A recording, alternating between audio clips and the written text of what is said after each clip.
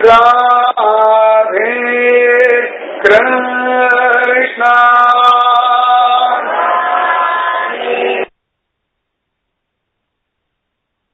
राधे कृष्णा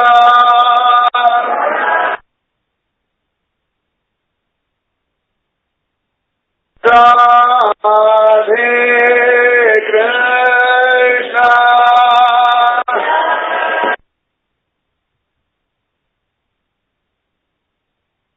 राधे कृष्णा राधे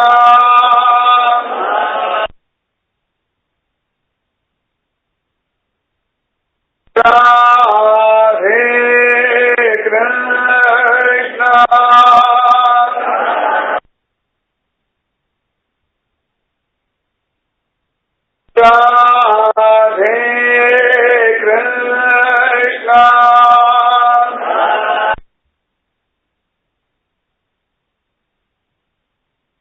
राधे कृष्णा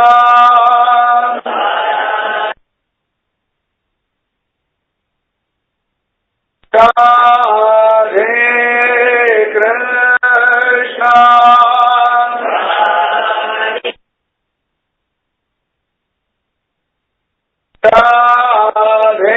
राधे कृष्णा राधे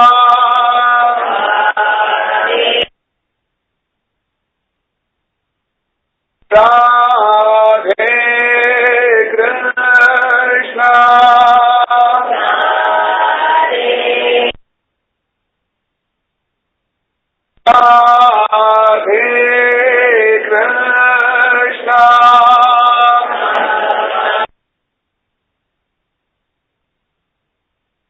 राधे कृष्णा राधे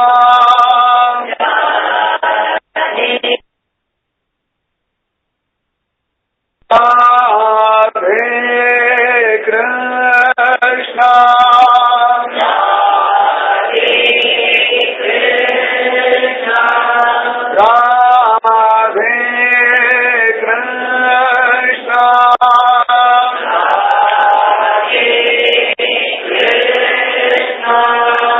राधे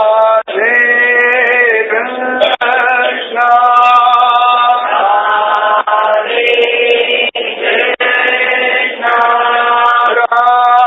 राधे कृष्णा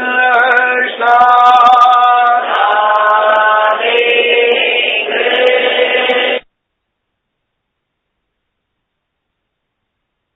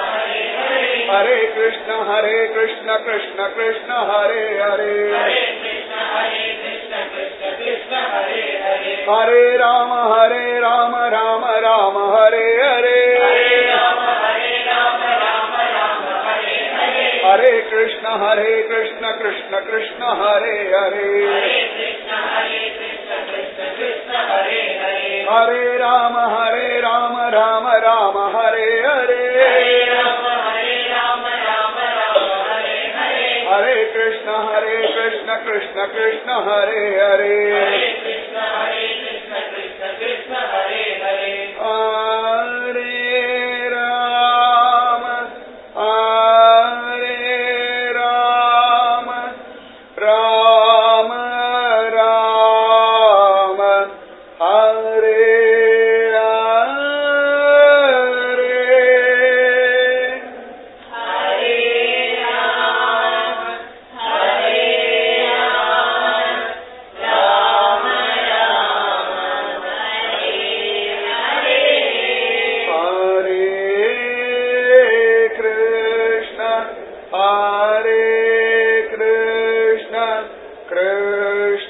कृष्ण हरे हरे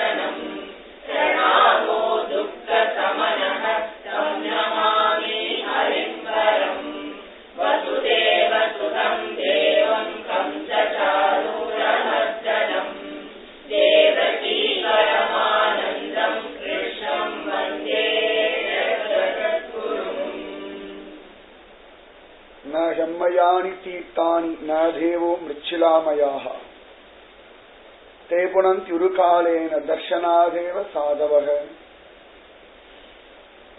ஆச்சரியமான ஒரு ஸ்லோகம் இது. லோகத்துல பாபம் நாசமாகணும், புண்ணியம் சம்பாதிக்கணும்னு சொல்லி எல்லாரும் விதவிதமான காரியங்கள் பண்றோம். விதவிதமான பூஜைகள் பண்றா, விதவிதமா கஷேத்ராடனங்கள் போறா, விதவிதமான நதி தீரங்கள்ல தீர்த்தமாடுறா.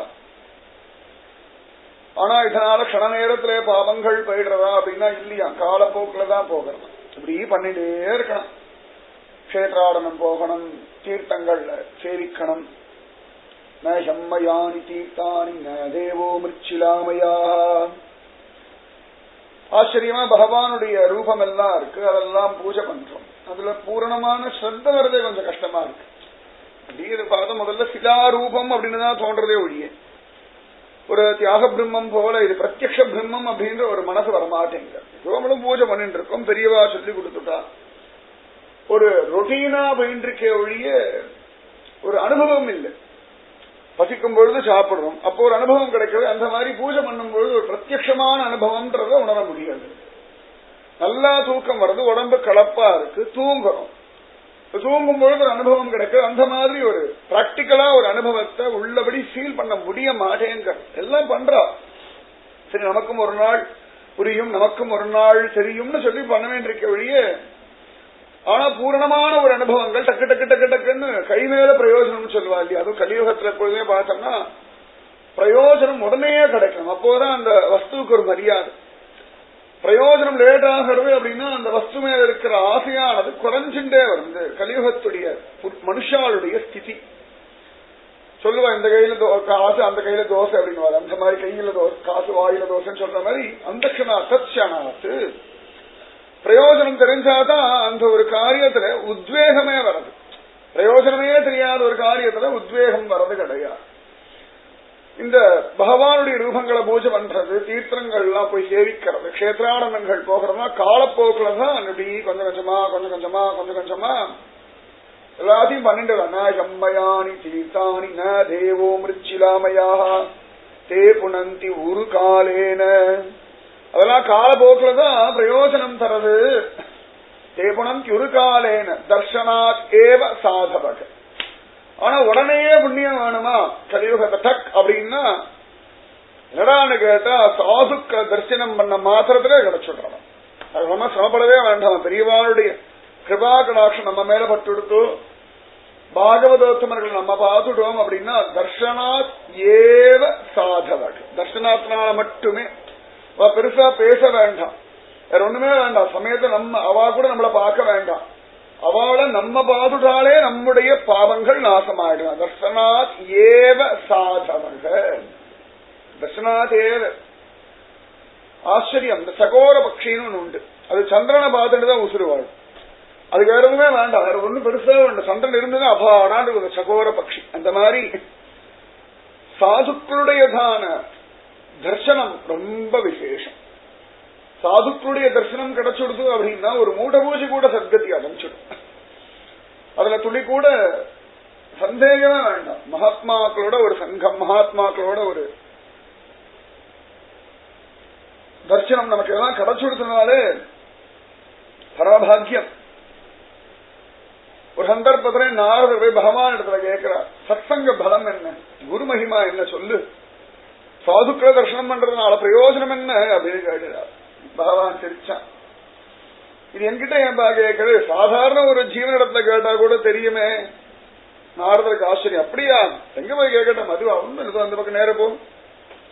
அதோ ஒரு அழகா பட்டாம்பூச்சி ஜோர அப்படி பரபரன்னு அடிச்சுட்டு பறக்கிறது, அதனிடத்துல போய் கேள, என்னதான் சொல்றது பாரு அப்படின்னா. உடனே நேரம் அந்த பட்டாம்பூச்சியின் இடத்துல நாரத மகரிஷி வந்தார். வைகுந்தத்திலே கீழே வந்தார். வந்தார், பக்கத்துல போனார். ஏ பட்டாம்பூச்சி, சாது மகிமா என்ன சொல்லு பார்க்கலாம் அப்படின்னா. உடனே பட்டாம்பூச்சி அழகா ஒரு பார்வை பார்த்தது, பக்கிய படபடன்னு அடிச்சது, துப்புன்னு விழுந்து உசுர விட்டு பயந்து போயிட்ட. சாது மகிமா கேட்டது இவ்வளவு பெரிய பாபமா, கேட்ட உடனே உசுர விட்டு விடுதேன்னு நடுங்கினார். உடனே அலறி அடிச்சுட்டு ஓடி வந்தார். பிரபோ இந்த மாதிரி ஆயிடுது. அப்படியா, சரி பரவாயில்ல விடு நாரத, பட்டாம்பூச்சி தானே, நமக்கே பார்க்கலாம். உயிரோட விலை நமக்கு பிரயோஜனம் ஜாஸ்தி இருக்குன்னா ரொம்ப மரியாதை, அதனால நமக்கு பெரிய பிரயோஜனம், சரி விடு அப்படின்னு. இப்ப கொசு அடிச்சு கொண்டு விட, ஐயோ கொசு அடிச்சுட்டேன் யாராலும் ஒண்ணும் கிடையாது. தன் குழந்தைய 2 அடி எடுத்த குழந்தைய அடிச்சுட்டேன்னு அழுவா. கொசு அடிச்சல் கொண்டு போட்டது நசுக்கி ரத்தத்தை வெள்ள எடுத்தாச்சு. ஆனா அப்ப கூட ஒரு அழுக வரமாட்டேங்கிறது மனுஷாளுக்கு. ஆனா தன் குழந்தைய ஏதோ ஒரு கோபத்துல 2 அடி அடிச்சிருப்பா. பாவம் என் குழந்தைய அடிச்சு விட்டேன், கையெல்லாம் பஞ்சிருச்சு, கண்ணெல்லாம் காப்பு காஞ்சி போயிடுத்துன்னு. அது தனக்குரிய வஸ்து, தனக்கு பிரயோஜனமான வஸ்துன்னா துக்கம் அதிகமாகும். தனக்கு பிரயோஜனம் இல்லாத வஸ்துன்னா சரி விடு அப்படின்னு ஒரு வார்த்தையை சொல்லிட்டு போயிடும். அந்த மாதிரி பரமாத்மா பகவான் சொல்லிட்டான், சரி விடு நாராதா. பட்டாம்பூச்சி சொல்லலையே, அதோ இப்பதான் அழகா ஜோரா முட்டையிலிருந்து அந்த பட்சி வந்துட்டு இருக்கு பாரு, அதனிடத்துல போய் கேள் நாரதா. உடனே நாரதன் சரி பரவாயில்ல போய் கேட்கலாம் அழகா ஓடினார். அந்த முட்டையிலிருந்து அப்பதான் அப்படி கொஞ்சம் அப்படி வெளியில வந்தது. அந்த உடனேயே கேட, அப்பா அப்பா அதிகம் கேட்கிறாரு பாருங்க, ஏ பட்சியே, ஏ ஜீவனே, குரு மகிமா என்ன சொல்ல, சாது மகிமா என்னன்னு சொல்ல, எனக்கு புரியணும் அப்படின்னு. உடனே அழகா அவரை பார்த்தது, அது பாஷையில கத்துக்கிறதுன்னு கத்திட்டு பக்கிய படப்படம் அடிக்க முயற்சி பண்ணிட்டு தொப்புன்னு விழுந்து அது உசுர விட்டுடுத்து. அவர் பார்த்தா ரொம்ப பயந்து போயிட்டாரு, ஒன்னும் சரிபட்டு வரமாட்டேங்கிறது. சரி சாது மகிமா கேட்டா எல்லாரும் கிளம்பி போயிடும், அவர் முடிவு பண்ணிட்டாரு. இருந்தாலும் மனசு கேட்கல. உடனே நேர பகவான் இடத்துல வந்தார். பகவான் முன்னாடி தலை தொங்கி நின்றார். என்னாச்சு நாரதா சொல்லித்தான். என்னத்த சொல்லித்தான், இனிமேல் கேள்வி கேட்கறதுக்கே பயமா இருக்கு பிரபு. நான் கேள்வி கேட்டவாள் டக்கு டக்குன்னு கிளம்பி போயிடுறான், பயமா இருக்கு. விடு பரவாயில்ல, பட்சி தானே, விடு விடு. அதோ பார் இப்பதான் ஒரு மாடு ஃப்ரெஷ்ஷா கண்ணுக்குட்டி போட்டு விழ போறது, அது இடத்துல போய் கேளு. இப்படியே பார்த்தா, ஏன் பிரபு இன்னைக்கு ஏதாவது திவ்யமான சங்கல்பமா, ஏதோ பாவத்தை குறைக்கணும் நான் ஓடிட்டு இருந்தா, என் தலையில பாவத்தை சுமத்தியே ஆகணும்னு ஏதானும் சமசாத்தியமான காரியமா? சம்சாரிகள்லாம் சொல்ற மாதிரி நானும் பகவான் என்ன ரொம்ப படுத்துறாருன்னு சொல்ல வைக்கணும்னு ஆசையா? ஏன்னா பகவான் கருணாகரன் நான் சொல்லிட்டு அடைஞ்சிட்டு இருக்கேன். உமக்கு அது பிடிக்கணும்னா நேரடியா சொல்லுங்க, பகவான் படுத்துறான்னு நான் சொல்லிடுறேன். அதுக்காக இப்படி ஒவ்வொரு இடமா ஓடி ஓடி ஓடி ஓடி ஒரு பட்டாம்பூச்சியை கொண்டு போட்டாச்சு, ஒரு பட்சியை கொண்டு போட்டாச்சு. அடுத்த கண்ணுக்குட்டிய பாவம் ஒவ்வொன்னா கொஞ்சம் கொஞ்சமா ஜாஸ்தியாயிட்டே வருது, லெவல் பாவத்துடைய லெவல் கூட்டிகிட்டே வருது. பரவாயில்ல நாரதா, எல்லாம் நான் பாத்துக்கிறேன், நீ போ. அப்படி வந்தார், கொஞ்சம் அப்படி உடம்பெல்லாம் தளர்ந்து போய் வந்தார். கண்ணுக்குட்டிய பார்த்தா ரொம்ப அழகா இருக்கு, அதனுடைய வண்ணம், அதனுடைய கண்கள் அப்படியே ரொம்ப பகுசமத்தா இருக்கு. இப்படி பக்கத்துல வந்தார், இப்படி தலையெல்லாம் தடவி, அவர் கன்ஃபார்மா இது போக போன்னு தெரிஞ்சு போயிடுது. தலையெல்லாம் கொடுத்தா, இப்படி பார்த்தா அந்த பக்கம் இந்த பக்கம் பார்த்துட்டா, யாரும் இல்ல, சரி நல்ல வேலைன்னு சொல்லிட்டு இந்த பசுமாட்டையும் பார்த்து அப்படி நமஸ்காரம் எல்லாம் பண்ணாதுதான் ஆயிடுச்சுன்னா கோச்சிக்காத, நான் ஒன்னும் சொல்றதுக்கு இல்ல, எல்லாம் ஒருத்தர் என்ன சூத்திரதாரியா ஆடின்னு இருக்கார், ஏதோ அவசரப்பட்டு ஒரு ஆசையில ஓடி வந்துட்டேன், மனசு கேட்கல, பதில் தெரியாம விடவும் முடிய மாட்டேங்கிறது, பதில் தெரிஞ்சுக்கணும்ன்றதுனால நடந்துட்டு இருக்கு போலாம் புலம்பினா. கடைசியில அந்த ஜீவனை பார்த்து கேட்டார், குரு மகிமா என்ன சாது மகிமா என்ன கொஞ்சம் சொல்ல மாட்டியான்னு. உடனே அழகா பார்த்தது, கண் அகண்டி விரிச்சது, காலடி ஆட்டு பயம் வந்துட்டு சரி அவ்வளவுதான் அப்படின்னு நினைச்சா, அதே மாதிரி அது கத்திட்டு அப்படியே துடிச்சு விழுந்தது, உசுறு போயிடுச்சு. நாரத நேரம் வந்தார், பிரபு தெரியாதனமா கேட்டுட்டேன், இனிமேல் மறந்தும் குரு மகிமா என்ன சாது மகிமா என்ன கேட்க மாட்டேன், அப்படியே கேட்டாலும் உன்கிட்ட கேட்க மாட்டேன், யார்கிட்ட வேணா லோகத்துல கேட்பேன், மறந்தும் உன்னிடத்துல கேட்க மாட்டேன், எனக்கு பதிலே தெரியலன்னாலும் பரவாயில்ல பிரபு, தெரியாதனமா ஒரு கேள்வி கேட்டு தொலைச்சுட்டேன், இனிமேல் இப்படி ஒரு கேள்வி கேட்க மாட்டேன், அப்படி என்ன தப்பான ஒரு கேள்வி கேட்டுட்டேன், நான் சாதாரண மனுஷன் எல்லாம் சொல்லுவேன் அப்படி என்ன கேட்டுட்டேன் ஏன் இப்படி கோச்சிக்கிறேன்னு, அந்த மாதிரி பகவானதனால அப்படி என்னதான் கேட்டு தொலைச்சுட்டேன், ஏன் இந்த மாதிரி பண்றேன் பிரபு, என் மேல ஏதான கோபம் தான் நேரடியா சொல்லுங்க, அப்படி சிரிச்சு சிரிச்சு ஒவ்வொரு இடமா போய் என்ன கொலகாரணம் மாத்தின்னு இருக்காது அப்படின்னு சொன்னாங்க. விட்டு நாரதா பிரபு அடுத்து எங்கேயோ அப்படின்னு உடனே கையை கூப்பிட்டார், அது தெரியும் பகவான் ஒரு விஷயத்த முடிவு பண்ணிட்டான், நிச்சயமா பண்ணியே தீர போறான், சரி இன்னைக்கு உமக்கு நான் தான் மாறினா சரி சொல்லுங்க, அதெல்லாம் விடு, இப்பதான் அந்த ராஜனுக்கு குழந்தை பிறக்கிறது, அந்த இடத்துல போயிருந்தார். நாரதர் கையை கூப்பிட்டார், பிரபு இப்படி ஒரு ஆசை எனக்கு இருக்கு உங்களுக்கு இருக்குன்னு எனக்கு தெரியாம போயிடுது பிரபு, ஏதோ நான் கூப்பிடும் பொழுதுதான் நாராயணான்னு சொன்னா ஓடி வரி, ரொம்ப கருணாசாகரன், நம்ம மேல பகு பிரீத்தின்னு நினைச்சேன், ஆனா இத்தனை பிரீத்தியும் கஷ்டப்படுத்துறதுக்காக தான் முன்னாடியே தெரிஞ்சிருந்தா மறந்தும் இந்த மாதிரி பண்ணிருக்க மாட்டேன் பிரபுன்னு. விட்டுனார் நான் பார்த்துட்டு இருக்கேன் அப்படின்னா, பிரபு நீங்க பார்த்துட்டு இருக்க அதனாலதான் கஷ்டமாவே இருக்கு, ஈடுபாட்டுக்கு நான் பாட்டுக்கு போறேன், நான் பாட்டுக்கு வரேன், அதுகிட்ட கேள்வி கேட்கறேன், அதுக்கு போயிடுறது, நான் வரேன், நீங்க என்ன பார்த்துட்டே இருக்கு, அதுகளையும் பார்த்துட்டு இருக்கேன், ஆனா ஒண்ணும் இதுக்கு ஒன்னும் தீர்வு கிடைக்கலையே, நான் போக மாட்டேன் பிரபு, மற்றதெல்லாம் கொண்டு போட்டாலும் ஓரளவுக்கு போவோம், மனுஷ குழந்தைய கொண்டு போட்டா அவ்வளவுதான் ராஜா வெட்டி போட்டுருவான், பரம பாவம், இந்த பாவத்தை நான் பண்ண மாட்டேன், நான் சொல்றேன் கேளு, நீங்க சொல்றதை கேட்டுதான் 3 உசுறு போச்சு, திரும்பி 4வது உசுறு வேற பண்ணுவா, கேட்க மாட்டேன், இல்ல நாரதா நான் சொல்றேன் நீ கேளு, அதானே பண்ணிட்டு இருக்கேன், கடைசியில பெருமாள் இல்ல நீ போய் கேள பாக்கலாமே பிரபு பாக்கலாமேன்னு சொல்லிதான் 3 தடவை ஆயிடுச்சு, 4வது தடவையுமா இல்ல நாரதா நீ போ அப்படின்னு பிடிச்சி ஒரு தள்ளு தருங்க பிரபு. உடனே நாரதன் தெரியாதனமா இன்னைக்கு ஒரு கேள்வி கேட்டுட்டோம், இந்த மாதிரி ஒரு கேள்வி கேட்டிருக்க வேண்டாம், பெருமாளுக்கு ஏன் என்ன இவ்வளவு கோபம், திரும்பி திரும்பி பாருங்க, இல்ல பிரபு வேண்டாம் இப்போ நான் திரும்பி வந்துடுறேன், கேளு கேளு போ போ போ மிரட்டினார். அப்படியே வந்தார் ராஜன், அப்படியே கோலாகலம், தனக்கு குழந்தை பிறந்துடுத்துன்னு பரம சந்தோஷப்பட்டான், ஆனந்தப்பட்டான்.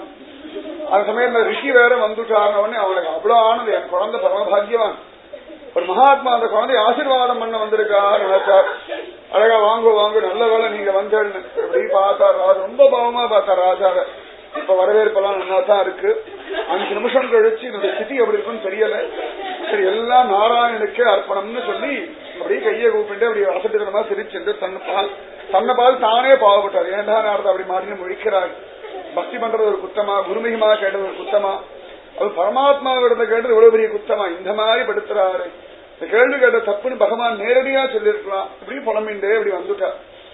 எப்பேற்பட்ட மகாத்மா சமயத்துல புலம்பு விட்டுடுறான், பகவான் இப்படிதான் புலம்ப விட்டுடுறான்.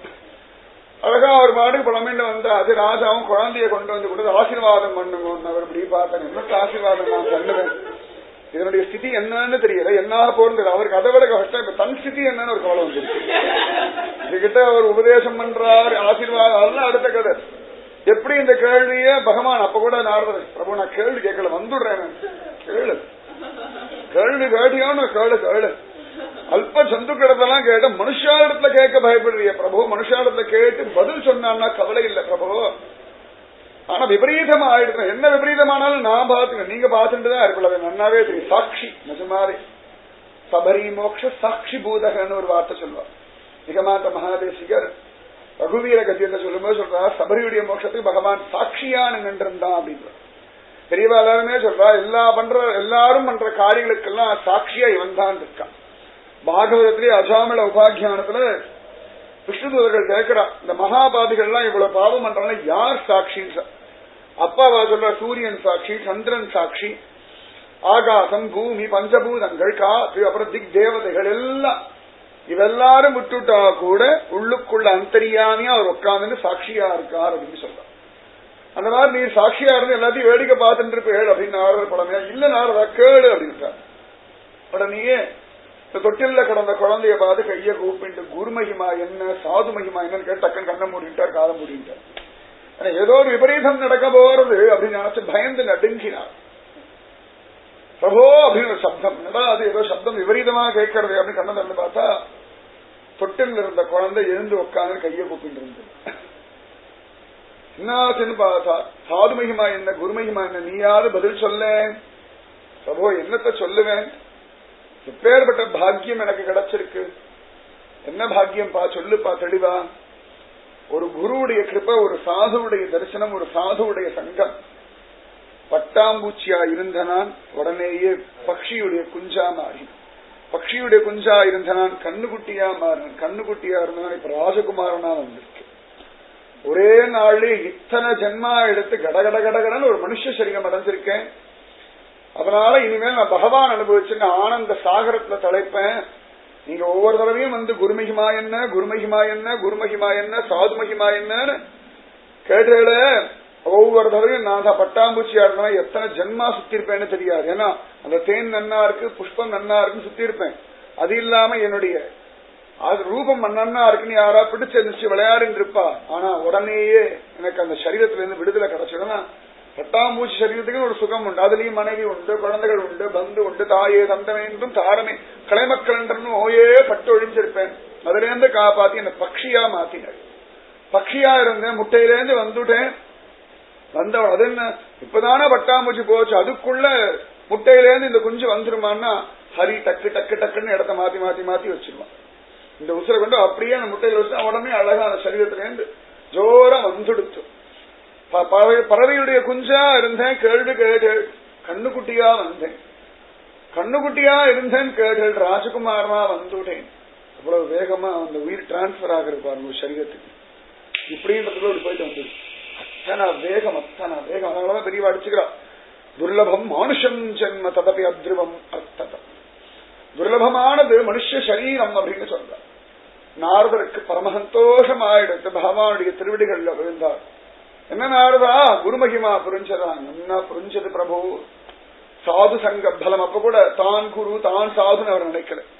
ஒரு சாது சங்கம் இருந்ததுன்னா ஒரு பட்டாம்பூச்சி கூட வசத்தியான மனுஷ சரீரத்தை அடைஞ்சு சத்கதியில பயணப்படும். இன்னைக்கு நம்ம எல்லாம் மனுஷாலா இருக்கோம், நீங்க எல்லாம் மனுஷாலா இருக்க, பகவத் விஷயம் அனுபவிக்கலாம். ஏதோன்னு ஒரு ஜென்மால எதுவாவோ இருக்க யாரோ ஒரு மகாத்மா எதிர்ச்சையா ஒரு பார்வை பார்க்க அந்த கிருபா கடாட்சம் இன்னைக்கு இங்க உட்கார்ந்து குருமகிமா கேட்டு. உங்க சுய பலம் இல்ல, உங்க பிரயத்தனம் இல்ல, உங்களுடைய மூதாதையுடைய புண்ணிய பலம் இல்லை. யாரோ ஒரு மகாத்மா நம்ம எதுவா இருக்கும் பொழுதோ, பக்ஷியா இருந்தோமோ பல்லியா இருந்தோமோ சமயத்தை பார்க்கலாம். இந்த கோவில்கள் எல்லாம் போனோம்னா நிறைய வவ்வாலா அலையும், நம்ம அப்படி வேடிக்கை அப்படி பார்த்துட்டு போவோம், அப்படியே கடற்கரை அப்படி பரபரம் அடிச்சுட்டு போகும். இப்படியே பாப்பா எத்தனையோ மகாத்மாக்கள் எல்லாம் பாத்துருக்காங்க. வவ்வாலா இருந்தோமோ தெரியாது, ஒரு மண்புழுவா இருந்திருப்போம், எங்கேயாவது பெரியவா ஒரு மிதி மதிச்சிருப்பா, இல்லன்னு சொன்னா ஒரு பக்ஷியா இருந்திருப்போம், இல்லாட்டி ஏதான ஒரு சேத்துல மலம் தின்னும்படியா பன்னியா வாழ்ந்துருப்போம். யாரோ மகாத்மா பார்க்கலாச்சோ இது ஏன் இப்படி மலத்தது ரெண்டு பரம சௌக்கியமா இருக்கு, உண்மையான ருச்சி என்னன்னு இருக்கு தெரியலையேன்னு ஒரு பார்வை பார்த்து அந்த கிருபை இன்னைக்கு உட்கார்ந்து குருமகிமா கேட்டு சத்தியம். நிஜமாவே குரு கிருபா கடாட்சம் தான் இத்தனை தூரம். ஏன்னா லோகத்துல எத்தனையோ கோடி கோடி கோடி கோடி ஜனங்கள் இருக்கா, எல்லாருக்கும் ஒன்னும் சத்சங்கம் கிடைக்கிறது இல்லை, எல்லாருக்கும் ஒன்னும் சத்சங்கம் கிடைச்சாலும் எத்தனையோ விஷயங்கள் இருக்கு, ராமாயணம் பாகவத் இந்த மாதிரி விஷயங்கள். அதுலயும் குருமகிமா கிடைக்கிறதுன்றது பரமபாகியம். அந்த குருமகிமா கிடைச்சாலும் எல்லாருக்கும் வந்து அனுபவிக்க முடியறது இல்லையா. நமக்கு எப்படியோ பகவான் அனுகிரகம் பண்றான், அனுகூலமா நம்முடைய விஷயங்கள் எல்லாம் பண்ணி கொடுத்துறோம், அதனால ஓடி வந்து கேட்கிறோம்னா நிச்சயமாவே பெரிய பாக்கியம். நம்மளுடைய பிரயத்தனம் இல்லை, நம்முடைய புத்தி சாதுரியமோ நம்முடைய படிப்போ நம்முடைய பதவியோ நம்முடைய சரீர ரூப லாவண்யமா சம்பாதிச்சு கொடுத்தது சத்தியமா கிடையாது. அற்புதமான பகவத் கிருபா கடாட்சம், பெரியவாளுடைய அனுகிரகம். அதனால குருமகிமா அப்படின்றது ரொம்ப சிரேஷ்டம், ரொம்பவே சிரேஷ்டம். யதங்கிரி கமலத்வந்தம் துவந்ததாப நிவாரகம் தாரகம் பவசிந்தோச்ச சத்குரும் பிரணமாமியகம்னு ரொம்ப அழகா குருகீதால சொல்றார். எவருடைய திருவடி தாமர்கள் ரெண்டும் சகலவிதமான துன்பங்களையும் நாசம் பண்ணுமோ, பவசாகரத்துல சம்சார சாகரத்துல நம்மள அக்கறையில கொண்டு போய் சேர்க்கும்படியான ஓடம் எதுவோ அப்படிப்பட்டதான குருநாதருக்கு நமஸ்காரம் அப்படின்னு சொல்ல. யதங்கிரி கமலத்வந்தம் துவந்தாப நிவாரகம். துவந்தம்னு சொல்வா, இரட்டைகள்னு சொல்வா. சீதம் உஷ்ணம், மானம் அவமானம், லாபம் நஷ்டம், இப்படி இதான் இரட்டைகள் அப்படின்னு சொல்லுவா. ஒண்ணு வெயில் இல்லாட்டி குளிர், ஒண்ணு மானம் இல்லாட்டி அவமானம், இல்ல ஒண்ணு லாபம் இல்லைன்னா நஷ்டம். அதுதான் இரட்டைகள். பகல் ராத்திரி இப்படி எல்லாம் இரட்டைகளா இருக்கு லோகத்துல. இல்ல எவ்வளவோ துன்பங்கள் இருக்க, இத்தனை விதமான துன்பங்களின் நாசம் பண்ணக்கூடிய சத்குருநாத சரணாரவிந்தங்கள் நமஸ்காரம். சத்குரும் பிரணமாமியம். அத்தனை சிரேஷ்டம் சத்குருநாதன். ஒவ்வொருத்தரையும் பக்குவப்படுத்துறதுக்காகத்தான் குரு வரா. சமயத்தை நமக்கு தோணும், நம்ம பல விஷயம் நல்லது சொல்றோம், நல்லது பண்றோம், குரு கேட்க மாட்டேங்கிறாளே அப்படின்னா தெரியும் அவளுக்கு நம்ம என்ன காரியம் பண்ணா நம்ம ஆத்மா பிரசன்னமாகும் நமக்கு தெரியாது, அவளுக்கு தெரியும். ஒவ்வொருத்தருக்கும் ஒவ்வொரு விஷயத்துல சத்தைய கொடுத்து மேல தூக்கிட்டு வரலாம். பல சந்தர்ப்பங்கள்ல குருமார்கள் பேச மாட்டார்கள், சில சந்தர்ப்பங்கள்ல பேசுவார்கள். அப்படியே பேசினாலும் ஒரு சில வார்த்தைகள் பேசுவார், ரொம்ப அழகா இருக்கும். யார் யாரை எந்தெந்த சமயத்துல எப்படி பக்குவப்படுத்தணுமோ அந்த மாதிரி பக்குவப்படுத்தக்கூடிய ஒரு வண்ணாந்தான் குரு. சந்தேகமே வேண்டாம், சந்தேகமே வேண்டாம். குருதோபி சிக்கப்படா. ரொம்ப அழகா சொல்றார் கபீர்தாச சொல்றார், குருன்றவர் ஒரு வண்ணா, இந்த ஆத்மான்றது ஒரு வஸ்திரம், குரு தோய்க்கிறார். ஆச்சரியமா இது என்னடா சோப்பு அப்படின்னு கேட்டா பகவான் தான் சோப்பான். பகவான சோப்பா வச்சுட்டு இந்த ஆத்மான்ற வஸ்திரத்தை குருன்ற ஆச்சரியமான ஒருத்தர் வண்ணா தோய்க்கிறாராம். நன்னா ஸ்திரமான நம்பிக்கைன்ற ஒரு கல்லுல போட்டு அடி அடி அடி அடிச்சு நன்னா உணர்த்தி காய வச்சு பிழியற. இந்த சட்டையில அழுக்கு எடுக்கிறது, வஸ்திரத்துல அழுக்கு எடுக்கிறது சாதாரண அழுக்கு பண்ணிக்கிறது ரொம்ப சுலபம், நன்னா ஞாபகம். திரும்ப அழுக்கெடுக்கிறது பெரிய பாடு. ஆனா அதுக்கு நன்னா ஊற வைக்கணும், அப்புறம் அடி அடின்னு அடிக்கணும், அப்புறம் பிரஷ் பண்ணணும். என்னதான் மிஷின் அப்புறம் அதுவும் சுத்திட்டு தானே கிடக்கு. அத்தனை சுத்தி அதுக்கப்புறம் நன்னா அதை ஒட்ட பிழிச்சு உதறி அப்படி உணர்த்தினோம்னா அதை காஞ்ச பிறகு வஸ்திரத்துக்கு ஆகா நம்ம நன்னா தான் இருக்கோம் இல்லையா அப்படின்னு ஒரு தோணல் நம்ம சொல்லும். ஆச்சரியமானவர்கள் சதாச்சாரிய புருஷர்கள், ரொம்ப ரொம்ப ரொம்பவே விசேஷமானவர்கள். வார்த்தைகளால வர்ணிக்க முடியாத அளவுக்கு அற்புதமான மகோன்னதம் உடையவர்கள் சத்குருமார்கள். ஒவ்வொரு குருமாரும் ஒவ்வொருத்தரையும் ஒவ்வொரு விதத்துல பக்குவப்படுத்துறார். ரொம்ப ஆச்சரியமா இருக்கும். அவள் நம்ம சொல்ற ஒரு சின்ன வார்த்தையை கூட பெரியதா அர்த்தம் பண்ணிட்டு அதற்கேற்ற மாதிரி ஒரு அனுகிரகம் பண்ணுவார். சாதாரண ஜனங்கள் சண்டை போடுறதுக்காக விபரீதமான அர்த்தம் பண்ணுவார். பல சந்தர்ப்பங்களை பார்க்கணும், நம்ம பேசக்கூடிய வார்த்தைகளே ரொம்ப தப்பா இருக்கும். நம்ம கூட இருக்கிறவ யாரும் அதை பெருசா கண்டிக்க மாட்டா, ஒரு எல்லைக்கு மேல அதை கண்டிக்க மாட்டா. இவ இந்த மாதிரி வார்த்தைகளை சொல்லுவா அப்படின்னு சொல்லி பேசிட்டு போயிட்டு இருப்போம். ஆனா குரு என்ன பண்றாருன்னா, நம்ம சொல்லக்கூடிய வார்த்தைகள் நம்முடைய வாழ்க்கையை பாதிக்கிறதுன்னு தெரிஞ்சு நம்முடைய வார்த்தைகளை கூட அழகா கண்டிக்கிறா. நம்முடைய வார்த்தைகள் சரியா இருக்கிறதுக்கான காரியங்கள் எல்லாம் ரொம்ப அழகா பண்றான். ரொம்ப ஆச்சரியம். ஒவ்வொரு குருவும் சில சமயங்கள் அப்படி ஒரு வார்த்தை போடுவா, அந்த ஒரு வார்த்தையில நம்மள மேல கொண்டு வருவா. இந்த ஒரு வார்த்தை ரொம்ப ஆச்சரியமா இருக்கும். சுருக்குன்னு தெக்கிற மாதிரி சமயத்தை சொல்லிடுவா குரு. சுருக்குன்னு இருக்கு, என்னடா இப்படி சொல்லிட்டாரு. அந்த ஒரு வார்த்தை நிஜமாவே வாழ்க்கையில் ஒரு பெரிய மாறுதலை கொண்டு வரும். துளி கூட இல்ல, சந்தேகமே வேண்டாம், சந்தேகமே வேண்டாம். சமயத்தில் சில குருமார்கள் பேசவே மாட்டான். ஆனா திடீர்னு ஒரு வார்த்தை சொல்ற, அந்த ஒரு வார்த்தையில எத்தனையோ பேருக்கு வாழ்க்கையில பார்த்தோம்னா பகவானே பிரத்யட்சமா கிடைக்கிற அளவுக்கான ஒரு வைராக்கியம் வந்து. எல்லாருக்குள்ளயும் வைராக்கியம் இருக்கு, எல்லாருக்குள்ளயும் ஞானம் இருக்கு, எல்லாருக்குள்ளயும் பக்தி இருக்கு, எல்லாருக்குள்ளயும் சாத்விக குணம் இருக்கு. ஆனா மேல பாசி படர்ந்து கிடக்கு. எல்லாருக்குள்ளயும் எல்லாமே இருக்கு. காம குரோதஸ்ச லோபஸ்ச தேஹே திஷ்டந்தி தஸ்கராஹ ஞானரத்ன அபஹாராய தஸ்மா ஜாகிரத ஜாகிரத. சங்கர சொல்ற, காமம் குரோதம் லோபம்ன்ற 3 திருடர்கள் ஞானம்ன்ற ரத்னத்தை திருடிட்டு போறா. ஜாகிரதையா இருங்கோ, ஜாகிரதையா இருங்கோ. ஞானம் இல்லாம யாரும் இல்ல, ஞான சூன்யம் யாருமே கிடையாது. இந்த காமம் குரோதம் லோகம் அதை மறைச்சு வச்சுருக்கு, அதை மறுபடியும் நன்னா மூடி வச்சுருக்கு. பார்க்க சமயத்துல எதையோ ஒரு வாச்சோ ஒரு பேனாவோ எங்கேயோ வச்சிருப்போம். அவசரம் நாமே அது மேல வஸ்திரத்தை கழட்டி பொருள் வேற வஸ்திரம் போடும். அப்புறம் தேடுதுன்னு தேடுவோம். அதுக்கப்புறம் பார்த்தா அடோ இங்கதான் இருக்கு, அது அங்கதான் இருக்கு. அது போல ஞானம் அங்கதான் இருக்கு. நான் காமம் குரோதம் லோகத்துல மாட்டிண்டு இந்த ஞானம் வெளியில தெரிய மாட்டேங்க. இந்த காம குரோத லோபம்ன்ற அந்த போர் வெளில எழுது போருடாச்சுன்னா உள்ளுக்குள்ள இருக்க ஞானம் தெரியும். குரு ஞானத்தை கொடுக்கல, இருக்கிற ஞானத்தை பிரகாசிக்க வைக்கல. இந்த தூண்டுகோல் மாதிரி இந்த விளக்கு எரியறதுக்காக தூண்டி விடுதா இல்லையா, குரு அந்த தூண்டுகோலா தான் இருக்காரு ஒழிய ஞானத்தை ஒண்ணு உற்பத்தி பண்ணால். எல்லாருக்குள்ளயும் ஞானம்ன்றது பூரணமா இருக்கு. ஒவ்வொரு குருவும் ஒவ்வொரு விதமான வார்த்தைகளை கொண்டு அப்ப அவளுடைய சிஷ்யாளுக்கும் பின்னாடி வரக்கூடியவாளுக்கும் பெரியதான பாடத்தை ரொம்ப அழகா சொல்லிக் கொடுக்கிறார். அதுல திருக்கோஷ்டியூர் நம்பி ரொம்ப விசேஷமானவர், ஆச்சரியமானவர், அற்புதமானவர், ஒரு சதாச்சாரியன், ரொம்ப கடினமான ஒரு ஆச்சாரியன். சுவாமி ராமானுஜரிடத்துல பெரிய நம்பிகள்ன்ற மகாத்மா சொன்னாரப்பா, அஷ்டாட்சர மந்திர ரகசியம் திருக்கோஷ்டியூர் நம்பியின் இடத்துல இருக்கு, நீ போய் அவரிடத்துல ரகசியத்தை தெரிஞ்சுக்கோ அப்படின்னு சொல்றாரு. உடனே சுவாமி ராமானுஜரும் ஸ்ரீரங்கத்திலிருந்து திருக்கோஷ்டியூர் வரா, நடந்து வரா. அழகா திருக்கோஷ்டியூர் வந்துட்டார்.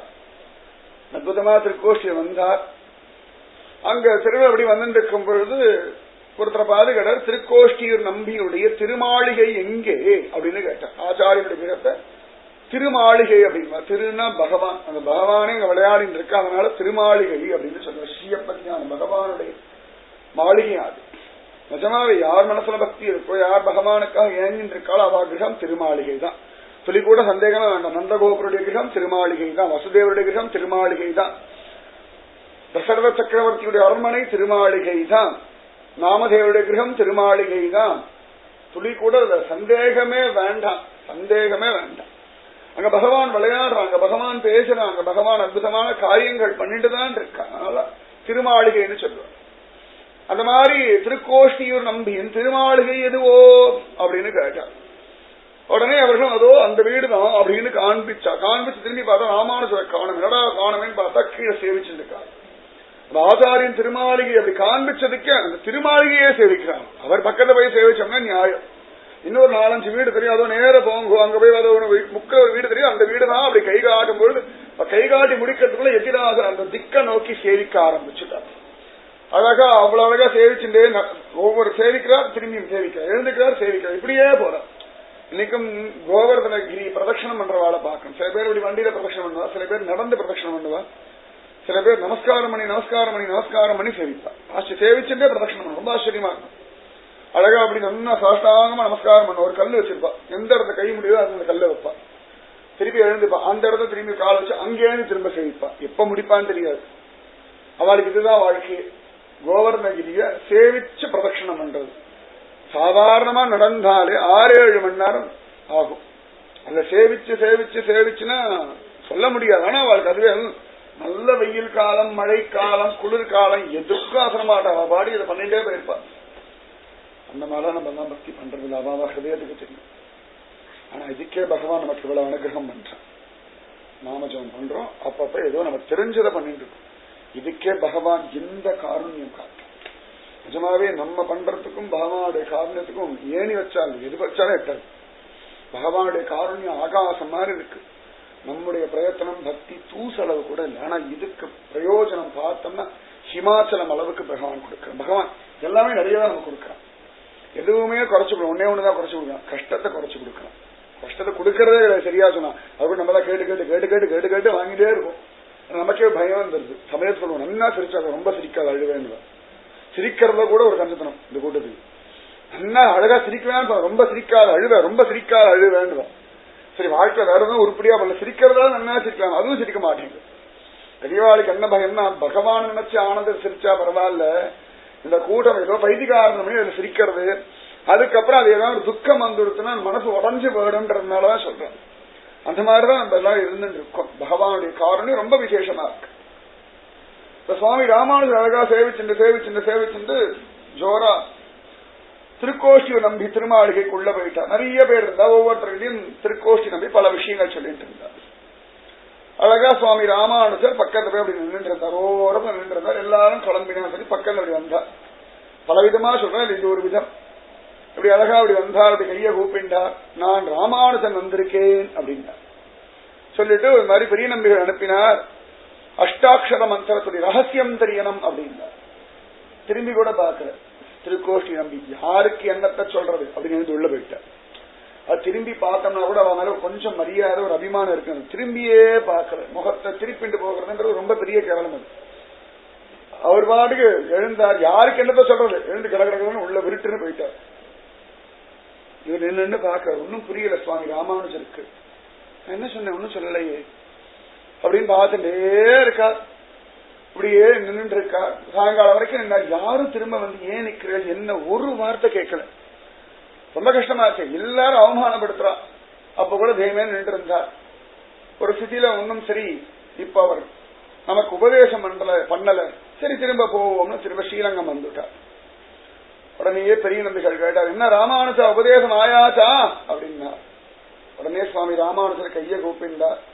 அடியனுக்கு இன்னும் பக்குவம் வரல, அதனால அனுப்பிட்டார் அப்படின்னு. அதாவது அந்த மனசு, நான் பக்குவப்படல, அவர் பக்குவத்தில் இருக்கார், எனக்கு பக்குவம் இல்லை, அதனால எனக்கு உபதேசம் ஆகலை அப்படின்னா. இப்படியே கொஞ்ச நாள் போச்சு. திரும்பி ஒரு கிளம்பல சுவாமி ராமானுஜர். ஏதோ ஸ்ரீரங்கத்துல காரியம் இருந்தது. அப்ப உடனே ஒரு நாள் பெரிய நம்பிகள், யாருக்கு பசிக்கிறதோ அவாதான் சாப்பாடு வேணும்னு கேட்கணும், குழந்தைகள் கூட பசிச்சதுன்னா அழும் அப்படின்னு சொல்லிட்டு அவர் பாட்டுக்கு என்னமோ பொதுவா சம்பந்தம் இல்லாத இடத்துல ஒரு வார்த்தை சொல்லிட்டு போயிட்டார். சுவாமி ராமானுஜர் பார்த்தா என்னவா அது இப்படி சொல்லிட்டு போறாரு. அப்புறம் தான் ஞாபகம், திருக்கோஷி நம்ம இடத்துல ரகசியார்த்தம் வாங்கிக்கணும் இல்லையா, நம்ம தான் போய் கேட்கணும். திரும்பியும் போறோம். என்ன வார்த்தை பாருங்க, ஏன் நீ போகல, இத்தனை நாள் ஆயாச்சு, நேரடியா சொல்ல மாட்டேன். சில விஷயங்கள் நேரடியா பேசவே மாட்டா. யாருக்கு பசிக்கிறதோ அவாதான் கேட்டு வாங்கிக்கணும்னு சொல்லிட்டு போயிட்டா. அந்த வார்த்தை இவர் புரிஞ்சுட்டு திரும்பியும் போறார். முதல் தடவையாவது யாருக்கு என்னத்தை சொல்றதுன்னு இந்த வாட்டி அவர் வந்தோடனே உள்ள போயிட்டார் திருக்கோஷ்டியை நம்பி. ஒரு இப்படி பார்த்தா ரெண்டாவதுரையும் வந்தார், திரும்பியும் போனார். அப்புறம் அப்பப்ப வர ஆரம்பிச்சு விட்டார். பெரிய நம்பிக்கை இப்படி ஒரு அடுத்த வாட்டி பெரிய நம்பிக்கை இப்படி ஒரு பாரம்பரிய கொஞ்சம் இப்படி கேவலமா சிரிச்சார் சுவாமி ராமானுஜரை பார்த்து. சும்மா போகிறது வரது இது ஒரு குழப்பா. சில பேர் சொல்லலாம், நானும் தான் நிறைய பேர் பார்க்கலாம், நிறைய பேர் வேலை கிடைக்காத இன்டர்வியூ போயிட்டு இருப்பா. என்ன ஆச்சு அப்படின்னா, நானும் இன்டர்வியூவா போயிட்டே தான் இருக்கேன் அப்படின்னு. அவ்வளவுதான் சொல்ல, அதனால ஒரு பெரிய உத்வேகம் இருக்காது. ஒரு தடவை ஒரு பெரிய நம்பிக்கை கொஞ்சம் அப்படி கேவலமா பார்த்து சிரிச்சா. சிரிப்புல உடனே தூக்கி வாரி போட்டு சுவாமி ராமானுஜர் திரும்ப எப்படி எல்லாம் பக்குவப்படுத்துறா பாருங்க. முதல் தடவை என்ன வார்த்தை, அடுத்த தடவை அப்புறம் சிரிப்பு, ஒரு கேவலமா ஒரு பரிகாசம், ஒரு பரிகாசத்துல புத்தி. யதிராஜர் ராமானுஜருக்கே இந்த பாடு, ஆதிசேஷ அவதாரம். இத்தனைக்கும் அந்த சமயத்துல ஒரு சதாச்சாரம், அவருக்கு கீழே கோடிக்கணக்கான சிஷ்யர்கள் இருக்கா. ஏதோ அவர் இப்பதான் வேத பாடசாலைக்கு வந்திருக்காரு, அப்பதான் பக்திக்கு வந்திருக்காருன்னா நியாயம். 3 ஜன்மா அவதாரம் எடுத்து பக்தி பண்றவர், எப்பொழுதுமே பகவானுடைய திருமேனியும் மேல வச்சிருக்கார். அவரே பூமிக்கு வந்தாருன்னா ஒரு சத்குருன்னா அவ சொல்றபடி ஆடினால் ஒழிய பக்குவம் இல்லை அர்த்தம். இப்படியே நடந்திருக்கு. திரும்பியும் வந்தார் 3 தடவை, 4, 5, 6, 7, 8, 9, 10, 11, 12, 13, 14, 15, 16 தடவை ஆயாச்சு. வரார் போறார். திருக்கோஷில பல பேர் பரிகாசம் பண்றா, ஸ்ரீரங்கத்துல பல பேர் பரிகாசம் பண்றா. பரிகாசமோ பரிகாசம், அப்படி பரிகாசம் பண்றா. அப்போ ஒரு சந்தர்ப்பத்துல திருக்கோஷ்டியூர்ல இருந்து ஒரு பிராமணர் ஸ்ரீரங்கத்துல பெருமாளை சேவிக்கிறார். அதுக்கு முன்னாடியே திருக்கோஷ்டி நம்பி சேவிக்க வர பெருமாள். அப்ப ரங்கராஜனை ரெக்கமெண்ட் பண்றார், நம்ம ராமானுஜனுக்கு உபதேசம் பண்ணலாம் திருக்கோஷ்டியை நம்பி, இது தேவருக்கு சும்மா படுத்துக்கோங்க, பக்குவப்படுத்தி அவளை அனுப்புறோம், அவளை மோட்சத்துக்கு அழிச்சுட்டு போங்க, அதுக்கு மேல தேவரின் தலையிடப்படாது, கொஞ்சம் நன்னா இல்லை, அவ்வளவுதான் நான் சொல்லுவேன் அப்படின்ட்டார். ரங்கராஜன் வாய் மூடிவிட்டார். குருவிடத்துல பெருமாளுடைய ரெக்கமெண்டேஷன் கூட செல்லுபடி ஆகாது. பெருமாளை பிடிச்ச குருவிடத்தை சொல்லுங்க அப்படின்னா, பெருமாள் ஏன்பா நான் பாட்டு நிம்மதியா இருந்துன்னு இருக்கேன், இந்த விளையாட்டுக்கு நான் வரவே பெருமாளை ஒதுங்கி போயிடுவார். அவர் சொல்லிட்டார், நீ பாட்டுக்கு ஏதான கீதையில சொல்லிட்டு போயிடுவீர், அதுக்கப்புறம் நீரே மீறுவீர், நாங்க அப்படிலாம் மீற முடியாது. தத்வித்தி பிரணிபாதேன பரிப்பிரஷ்னேன சேவையா உபதேக்ஷந்தி தேஞானம் ஞானக தத்துவ தர்சன, யார் சொன்னது அப்படின்றார். ரங்கராஜன் நான் தான் சொன்னேன். சரி, அவ்வளவுதான். பணிந்தும் பணிவிடை செய்தும் கேட்கிற முறைப்படி கேட்டால் ஒழிய தத்துவத்தை சொல்ல மாட்டோம், இது எங்க தர்மம். உம்ம தர்மத்தை நாங்க தலையிடுறத, எங்க தர்மத்தை நீங்க தலையிடப்படாது. ரங்கராஜன் பார்த்தா, இல்ல உமக்கு மோட்சத்துக்கு ஆள் வரணுமா வேண்டாமா, எத்தனை பேர் வேணும்னு சொல்லுங்க, மத்த பாடு எங்க பாடு, அதை விட்டுட்டு இந்த மாதிரி நேரத்தில் மூக்க நுழைச்சாங்க, நீங்களே எல்லாம் பாட்டு நான் கிளம்புறேன். உடனே திருக்கோஷி நம்பி பார்த்தாங்க, இல்ல கோச்சுக்காத நம்பி, நான் எதுக்கு சொல்ல வரேன்னா நீ ஒன்னும் சொல்ல வேண்டாம், எப்படியும் உம்முடைய ராமானுஜரை பக்குவப்படுத்தும், கவலை வேண்டாம் அப்படின்ட்டு. என்ன தைரியம் பாருங்க, என்ன அசாத்தியமான மனோபலம் பெருமாள் இடத்துல. அதாவது என்ன ஆச்சரியம்னா, பெருமாள் அனுபவிக்கிற ஒரு வஸ்து அந்த மாதிரி இருக்கணும்னு ஒரு அனுபவம். பகவான் அனுபவிக்கிற வஸ்து அது அதுக்கு ஒரு குவாலிட்டி இருக்கே சொல்றோம் இல்லையா, இது இதுக்கு அந்த குவாலிட்டி இருக்கணும். அந்த மாதிரி பகவானே அனுபவிக்கிற வஸ்துன்னா அதற்குன்னு ஒரு குவாலிட்டி இருக்கு. இப்ப நிவேதனமே யாராவது சாப்பிட்டத நிவேதனம் பண்றோமா? கிடையாது. அந்த மாதிரி நம்ம இருக்கோம் அப்படின்னா அதுல காமம், குரோதம், மோகம், அகம்பாவம் இதெல்லாம் நம்மள சாப்பிட்டு இருக்கு. இந்த உச்சிஷத்தை கொண்டு போய் பெருமாளை கொடுப்பாளா? இதை சுத்தப்படுத்தி இது அவனுடைய வஸ்துன்னு கொண்டு கொடுத்தாதான் அவன் ஸ்வீகரிப்பான். நம்ம சாப்பிட்டு இருக்கோம், அடுத்தவா சாப்பிட்டு இருக்கா, நம்முடைய துர்குணங்கள் சாப்பிட்டு இருக்கு, பிராரப்தம் சாப்பிட்டு இருக்கு. இத்தனையும் சாப்பிட்ட ஒரு வஸ்து கொண்டு இந்தா பெருமாளே அப்படின்னா நன்னா இல்லையே. ஒரு நாய் சாப்பிட்டது இல்லாட்டி வேற ஏதாவது சாப்பிட்டதை கொண்டு போய் கொடுப்போமா? மனுஷாளுக்கு கொடுப்போமா? சத்தியமா கிடையாது. இதே ஒரு அப்பா அம்மா எச்ச பண்ணி கொடுத்தானா குழந்தை சாப்பிடுவோம், குழந்தை எச்ச பண்ணி கொடுத்தா அப்பா அம்மா சாப்பிடுவா, கணவன் எச்ச பண்ணி கொடுத்தா சாப்பிடுவா, யார் யாரும் எச்ச பண்ணி கொடுத்தா சாப்பிடுவாளா? என்ன இது அப்படின்னு அந்த பிளேட்டே சமயத்துல கொண்டு வச்சானா என்ன தலைமையானோ இல்லையோன்னு எவ்வளவு கஷ்டப்படுறோம். அவ சாப்பிட்டாச்சு போயாச்சு நன்னா அலம்பியாச்சு, இருந்தாலும் மனசுக்குள்ள யாரோ ஒருத்தர் சாப்பிட்ட பிளேட் அப்படின்னாலே என்னமோ பண்றதுன்னா கோடி கோடி ஜன்மா துஷ்ட குணங்களும் காமக்ரோதாதி மோசமான எண்ணங்களும் நம்மள ஆண்டு இருக்கு. இது அப்படியே கொண்டு போய் பகவானத்தை நிவேதனம் பண்ணோம்னா சரியில்லையே. கடையில வாங்கி வந்திருக்கோம், அதெல்லாம் பார்த்தோம்னா பழத்துக்காக கூட சொக்காவை போட்டு கொடுத்துடுறா. அப்ப கூட அதை வாங்கி எல்லாம் அலம்பிட்டு சுத்தமா இருக்கான்னு பார்த்துட்டு சாப்பிடுறோம். இதுக்கே இவ்வளவுன்னா ஏற்கனவே அழுக்குடம்பு எச்சில்வாய் மலமூத்திர மாமிச பிண்டம், இது ஒரு பழத்தை சாப்பிடுறதுக்கே நன்னா இருக்கான்னு பாக்குறது, எல்லா குவாலிட்டி இருக்கான்னு பாக்குறது, அப்புறம் அலம்புறது, அதுக்கப்புறம் பாக்குறது, அதுக்குள்ள தேவையில்லாம தள்ளிட்டும். இவ்வளவு தூரம் உண்டு அகிலாண்ட கோடி பிரம்மாண்ட நாயகன் அனுபவிக்க கூடியதான ஒரு வஸ்து. அதை சுத்தப்படுத்துறது அவ தர்மம். அதனால திருக்கோஷி நம்பி சொல்லிட்டா சரின்னு ரங்கநாதனும் வாய மூடிண்டாச்சு. திருக்கோஷி நம்பி திரும்ப ஊருக்கு போயாச்சு. அப்ப இன்னொரு பிராமணர் ஏதோ திருநாள் சேவிக்கிறதுக்காக ஸ்ரீரங்கம் வந்தார். இப்ப நிறைய பேரு சுவாமி ராமானுஜருக்கு திருக்கோஷ்டியூர்ல பழக்கம் ஆயிடும். ஓன்னு கதர்றா. அப்ப இந்த மாதிரி நம்பி பண்றார், ரொம்ப கஷ்டமா இருக்கு, நம்பியுடைய காருண்யத்துக்கு முன்னாடி இப்படி இருக்கே தாங்க முடியல அப்படின்னு கதறி ஆயிடுறார். அவர் ஓடி வந்து இவர் சொல்றார், இந்த பிராமணர் திருக்கோஷி நம்பி நடத்த சொல்றார், இந்த மாதிரி ஓன்னு அழுதார், மந்திர ரகசியம் தெரிஞ்சுக்க முடியுது, குலுங்கி குலுங்கி சுவாமி ராமானுஜர் அழுதா அப்படின்ன திருக்கோஷி நம்பி பார்த்தார். அப்படியா, இவ்வளவு பக்குவம் வந்திருக்கா, இத்தனை ஆசை வந்துடுத்தா, அப்ப சரி இப்ப உபதேசம் பண்ணா பலிதமாகும். அதாவது தவிப்பு இல்லாம ஒரு வஸ்துவை கொடுத்தோம்னா அதுக்கு ஒரு மரியாதை உண்டு. என்ன பார்க்கலாம், ஃப்ரீயா சில வஸ்துக்கள் கிடைக்கும், அது பெரிய மரியாதை நமக்கு இருக்கு. கஷ்டப்பட்டு ஒரு வஸ்து கிடைச்சாதான் லோகத்துல ஒரு பெரிய மரியாதை.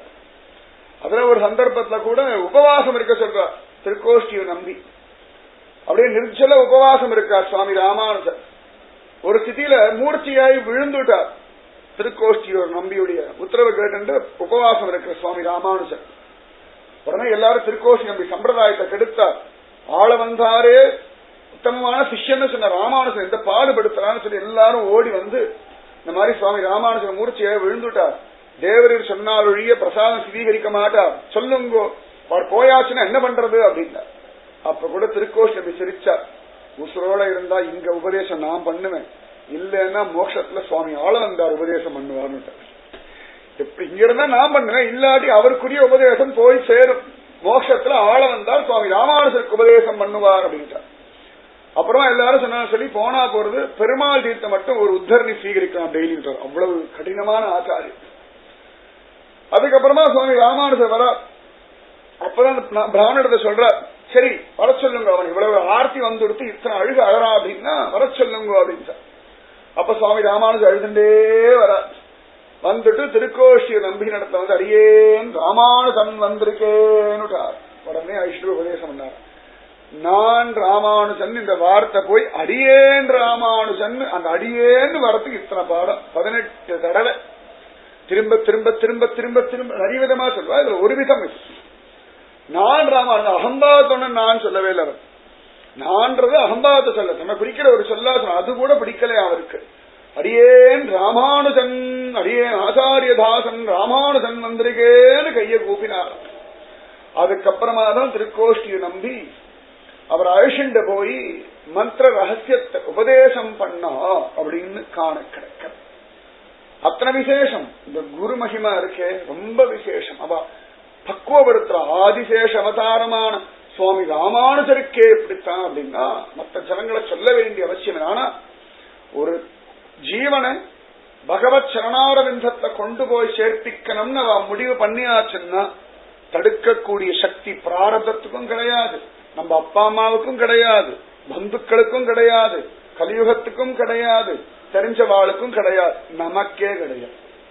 நம்ம பகவானத்துல போகணும்னு குரு முடிவு பண்ணியாச்சு, இவ பகவானுடைய சொத்துன்னு அவ ஒரு சங்கல்பம் பண்ணியாச்சுன்னா மாற்றக்கூடிய சக்தி யாருக்குமே கிடையாது. அதனாலதான் பெரியவாள்லாம் குருவை பிடிச்சுக்கோங்க, குருவை பிடிச்சுக்கோங்க, குருவை பிடிச்சுக்கோங்கன்னு சொன்னா கொண்டு போய் சேர்த்துடுவா, கொண்டு போய் சேர்த்தே தீருவா. அதுல எத்தனை விஷயங்கள் நடந்தாலும் அசரவே மாட்ட.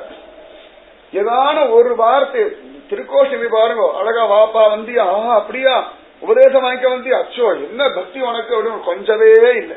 யாருக்கு என்னத்தை சொல்றதுன்னு எழுந்து போனார். அதுல இத்தனை மாறுதல்கள் வந்தது. அடியேன் ராமானுஜன்னு வார்த்தை வந்தது, உபதேசம் பண்ணார். இன்னைக்கு எத்தனை பேரும் ராமானுஜரை கொண்டாடி இருக்கும். இந்த ஒரு வார்த்தை ஏதான ஒரு நிகழ்ச்சியில் அப்படி பொறி தட்டுற மாதிரி ஒரு வார்த்தை அப்படி தூக்கி போடுவான். ஆச்சரியம். அந்த சர்க்கஸ் வித்த காட்டுறவெல்லாம் பார்க்கலாம். இந்த ஜந்துக்கள் எல்லாம் அப்படி ஆட வைக்கிறதுக்காக சில டெக்னிக் எல்லாம் வச்சிருப்பான். எத்தனை பேர் கிளி ஜோசி எத்தனை பேர் பார்த்துக்கள் எனக்கு தெரியாது. இந்த கிளி ஒவ்வொரு சீட்டா எடுத்து கொடுக்கும். கிளி ஜோசி மட்டும் கையில அந்த தானியம் வச்சுருப்பான். ஐயாவுக்கு ஒரு சீட் எடுத்து போடு, அம்மாவுக்கு ஒரு சீட் அப்படியே காமிச்சுட்டே இருப்பான். அதை பார்த்துக்கும் எடுத்து போண்டே இருக்கும். கரெக்டா எந்த சீட் எடுக்கணும் அந்த சமயத்தில் தானியத்தை கீழே போடுவோம். இதை போட்ட உடனே அது உடனே அந்த சீட்டை கொண்டு விடும். அதான் அதுக்கு ஒரு சம்பாஷணை சொல்லி வச்சிருங்க, சங்கேதமா தானியத்தை போட்டா சீட்டை கொடுக்கணும், அப்படி போடும் உடனே அப்படி சீட்டை கொண்டு கொடுக்கும். அந்த மாதிரி ஒரு வார்த்தை தான் ரொம்ப பெருசா நீட்டி முளைக்கிற ஒன்னும் பேச மாட்டான். சின்ன சின்ன விஷயங்கள், சின்ன சின்ன வார்த்தைகள் ஒரு பார்வையிலேயே பெரிய மாற்றத்தை கொண்டு வருவார். சத்தியம்தான். ஆச்சரியமானவர் ஏகநாதர், அற்புதமான பக்தர்.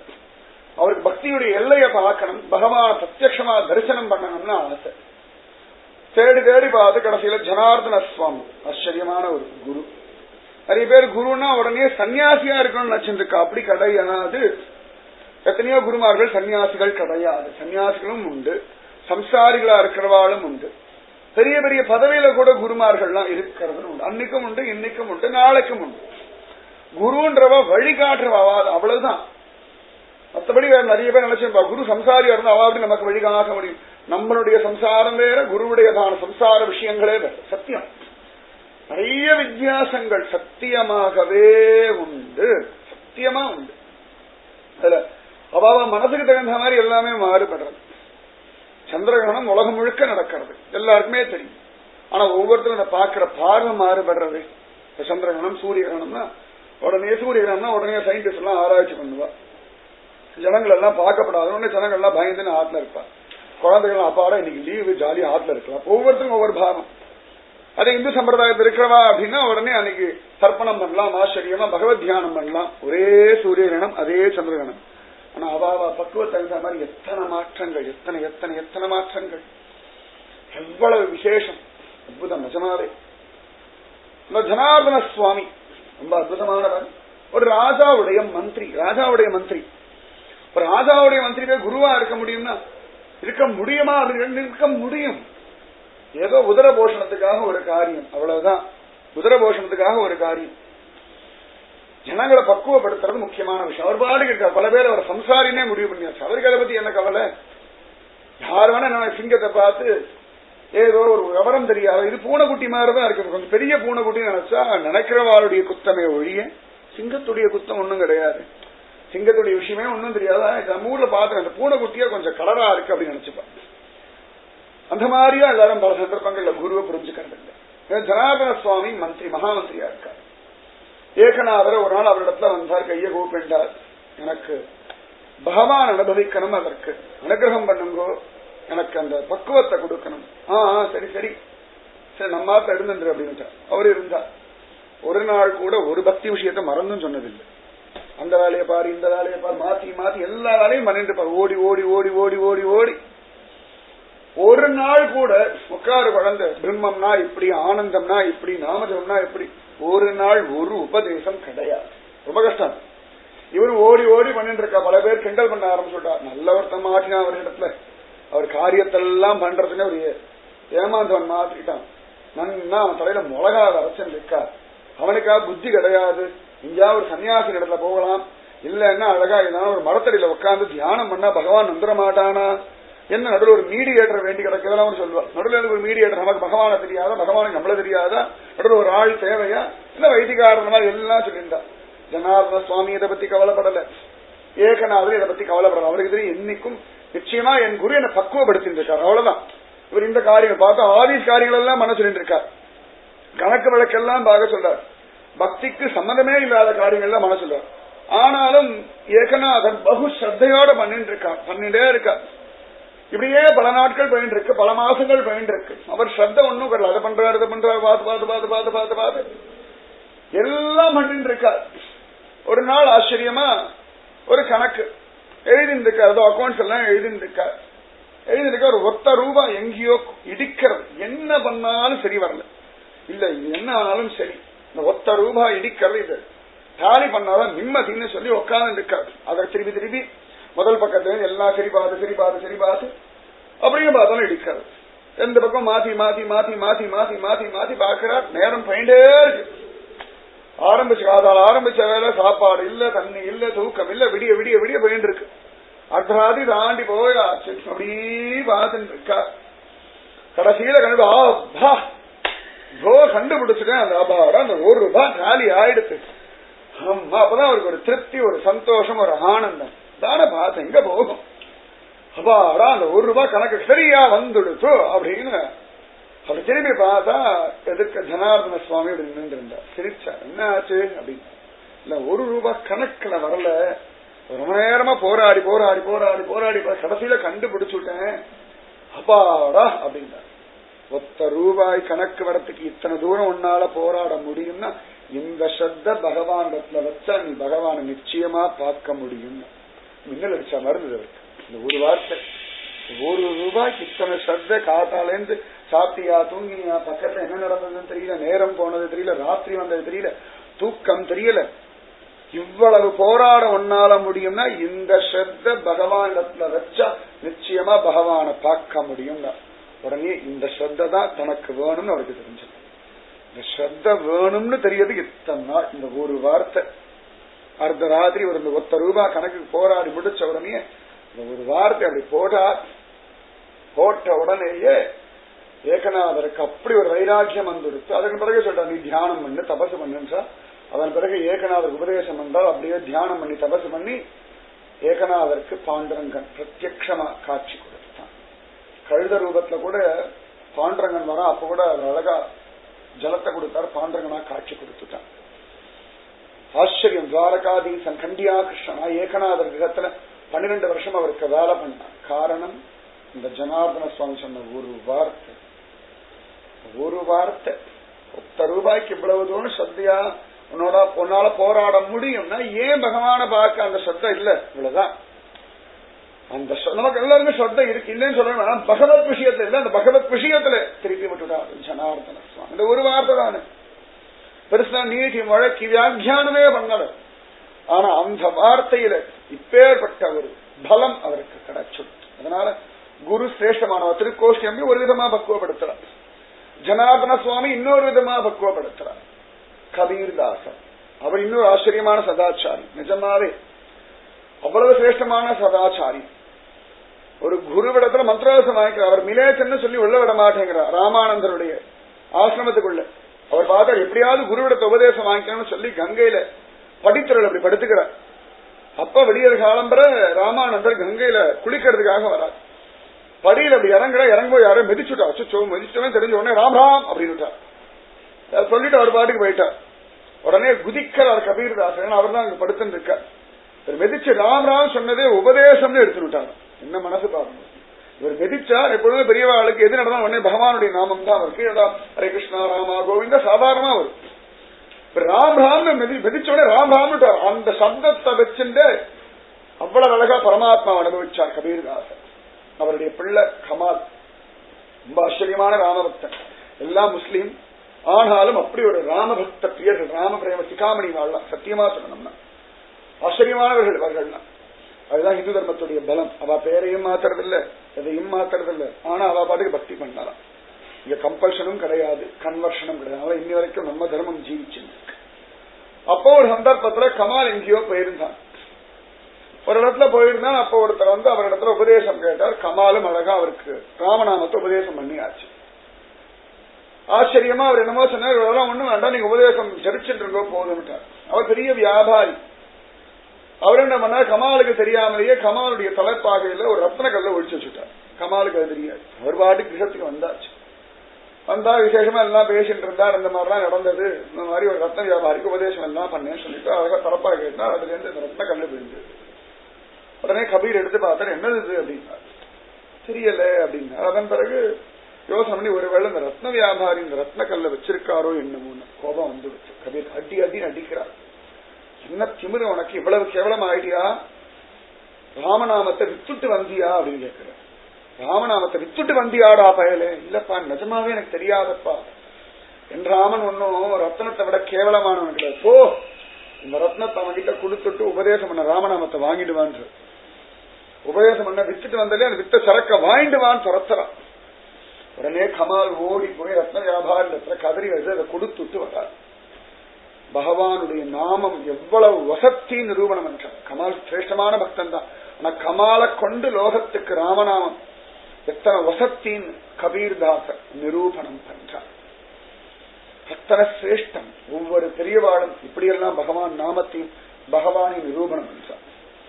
சந்தர்ப்பத்தில் சமர்த்தராமதாச நிரூபணம் பண்றார். ஒருத்தன் பார்த்தா சமத்ராமதாசோட இருந்தா 3 வேளை சாப்பாடு கிடைக்கும், சௌக்கியமா இருக்கான்னு நினைச்சுட்டு வந்துட்டான். அவ பாட்டுக்கு பார்த்தா சுக்கா ரொட்டி எல்லாம் வரபக்தாளுக்கு தான் நல்லா ஜோரா சாப்பாடு. இவர் கூட இருக்க சிஷியானுக்கு உப்பு இல்லாத ரொட்டி. அவன் பொறுத்து பார்த்தான், முடியல. அவனுக்கு ஏற்கனவே உபதேசம் பண்ணிருக்கா. அவன் பார்த்தா இன்னொரு குரு அப்ப ஊருக்கு வந்தா, சரி அவரிடத்துல போயாச்சு, நல்ல மடம் நல்லா செட்டில் ஆயிருக்கான், நம்ம போனா நிம்மதியா இருக்கலாம், அவரிடத்துல ஓடினான். அவர் காலில் விழுந்தான், எனக்கு உபதேசம் பண்ணுங்கோ அப்படின்னு. உடனே அவர் சிரிச்சார், நீ யாருடைய சிஷ்யன்? யாருடைய சிஷ்யனும் இல்லைன்னா, இல்ல பரவாயில்ல உண்மையை சொன்னேன். நான் சமத்ராமதாசன் உபதேசம் வாங்கிட்டு இருக்கேன். உடனே அவர் சிரிச்சுட்டு, சரி அவர் உபதேசம் பண்ணிருக்காருன்னா மேல நான் உபதேசம் பண்ணா பலித்தமாகாது, நீ இதை போய் அவர்கிட்டயே கொடுத்துட்டு வா அப்படின்னா அவனுக்கு புரிய வைக்கணும்ன்றதுக்காக. உடனே திரும்ப அங்கேயிருந்து ஓடி வந்தான். சமத்ராமதாசர சொன்னா, உங்களோட இருந்து ஒன்னும் சுகப்படல, ஒரு புதுசா ஒரு குரு வந்திருக்கார், அவர் இடத்துல போக போறேன். அவர் சொல்லிட்டார், நீங்க கொடுத்த நாமத்தை கொடுத்துட்டு வர சொன்னா, கொடுக்க வந்தேன் அப்படின்னு. அப்படியாப்பா, சரி இந்த ஜலம் வாயை கொப்பளிச்சுடு, எந்த நாமத்தை சொன்னோம்னா அதை நினைச்சுட்டு இதை துப்பிடுங்க, பாறை மேல துப்பிட்டு போடா அப்படின்ட்டு. உடனே அவனும் அழகா வாய்க்குள்ள ஜலத்தை விட்டுட்டான், கொப்பளிச்சான். அவர் என்ன நாமத்தை சொன்னார் அவர் மனசுல சொன்னான், பாறை மேல துப்பினான். துப்பிட்டு அவன் பாட்டுக்கு இப்படி திரும்பினான். திரும்பி பார்த்தான், அப்படி பாறை அப்படி பார்த்தான், தூக்கி வாரி போட்டது பாறையில ராமான்னு வந்துடுச்சு. அவன் துப்பின பாறையில ராமநாமம் செதிக்கிற மாதிரி ஆயிடுச்சு. நடுங்கினான். சமர்த்தராமதாஸ் சிரித்தார், நான் கொடுத்த நீ திருப்பி கொடுத்த போடா குழந்தைகிட்ட. அவன் அபாடான் திருப்தியா ஓடி வந்தான். இந்த குருவுடைய காலில் விழுந்தான். என்ன ஆச்சுரா அப்படின்னா, கொடுத்துட்டேன் அப்படின்னு. விஷயத்த சொல்லி நடந்தது என்னன்னு கேட்டார். எல்லா விஷயத்தையும் சொன்னார். நான் துப்பின உடனே பாறையில ராமநாமம் வந்தது. அட பாவி, நீ துப்பின பாறையிலேயே ராமநாமங்களை ஒட்டிக்கிறதுனா அப்ப உன் மனத்துக்குள்ள எத்தனை அழகா ராமநாமத்தை உபதேசம் பண்ணிருக்கா, இதை அனுமதிக்க தெரியலையே, இதுக்கு மேல நான் உனக்கு என்னத்தை உபதேசம் பண்றது, போன்னு துரத்தி விட்டான். இவன் துப்பின எச்ச தண்ணியில ராமநாமம் வந்து பாறையில செதுக்கிறதுன்னா குருவுடைய பலம். குரு மகிமா, அபார மகிமா, குரு மகிமா அதி அதி அபார மகிமா, குரு மகிமா. குரு ஒவ்வொருத்தரும் ஒவ்வொரு விதத்துல பக்குவப்படுத்தின்னு இருக்கா. நம்ம ஹிந்து தர்மம் அதனாலதான் இன்னைக்கும் ஜீவிச்சுருக்கு. எத்தனையோ குருமார்களை விதவிதமா அனுபவிச்சோம், நிறைய அனுபவிச்சிருக்கோம். நிறைய இருக்கு, கோடி கோடி குரு மகாத்மாக்கள். நீங்க கேள்விப்படாத பெயரோட நிறைய குரு மகாத்மாக்கள் இருக்கா. நீங்க நினைச்சு கூட பார்க்க முடியாத திவ்யமான வைபவங்கள் கொட்டி கணக்கு. இத்தனையும் பகவத் அனுகிரகத்தினால திரும்ப ஏதான ஒரு சந்தர்ப்பத்துல பகவான் நம்மளை அனுபவிக்க வைக்கட்டும். எல்லாருமா சேர்ந்து அனுபவிப்போம். ராதே கிருஷ்ணா. நாளிலேருந்து இந்த நேரத்துக்கு என்ன பண்ணாலும் யோசனை வருவார். இதுக்கு வரைக்கும் சொன்ன விஷயங்களை திரும்ப உட்காந்து ஆலோசனை பண்ணி நாமும் ஜபிக்கணும். அடரா இன்னையோட முடிஞ்சு கொடுத்து நாளில இருந்து ரொட்டீன் என்ன பண்றதுன்னு தெரியலன்னு சொல்லப்படாது. இவ்வளவு நாள் சொன்ன விஷயங்களை மனசுல வச்சிருந்து அப்படியே சிந்தனை பண்ணிட்டு இந்த மாதிரி குருமார்களை தான் நாங்க பார்க்கணும்னு பிரார்த்தனை பண்ண. இந்த நேரத்துல இந்த ராமானுஜரை பார்க்கணும், ஸ்ரீ மத்வரை பார்க்கணும், சுவாமி ராகவேந்திரரை பார்க்கணும், சைத்தன்யரை பார்க்கணும், கபீர்தாசரை பார்க்கணும், திருக்கோஷ்டி நம்பிய பார்க்கணும்னு ஒரு ஆசையே இல்லாம ஓடிட்டு இருக்கோம். நம்ம எல்லாம் இந்த மகாத்மாக்கள் எல்லாம் பார்த்தேன்னா அவ்வளவு சந்தோஷம் இருக்கு. நாளையில இருந்து இந்த மகாத்மாக்கள் எல்லாம் சொன்ன விஷயங்களை ஸ்மரணம் பண்ணிட்டு ஒவ்வொரு நாள் ஒவ்வொரு மகாத்மாவையும் பார்க்கணும்னு நீங்க பிரார்த்தனை பண்ணிட்டேன்னா அதுவே இந்த விஷயங்கள் சொன்னதுக்கு அடியனுக்கு ஒரு பிரயோஜனம். பரதேசத்திலையும் ஒரு குரு மகிமா சொல்ற ஒரு பாக்கியத்தை குருக்கள்லாம் எனக்கு சேர்ந்து கொடுத்திருக்கேன். நிஜமாவே இப்படி ஒரு குரு மகாத்மியம் நிஜமாவே எத்தனையோ இடங்கள் அடியேன்னு சொல்லியிருக்கேன். ஆனா தொடர்ந்து 10-11 நாள் விதவிதமான சம்பிரதாயம், விதவிதமான மகாத்மாக்கள், விதவிதமான வைபவங்களை இப்படி அனுபவிக்கிறதுக்கு பகவான் அனுகிரகம் பண்ணிருக்கான். இந்த மாதிரி எப்பொழுதும் அனுகிரகம் பண்ணட்டும். எல்லாரும் கூடி இருந்து ராதே கிருஷ்ண ராதே கிருஷ்ணா கிருஷ்ணா ராதே விழி கிடைக்கும்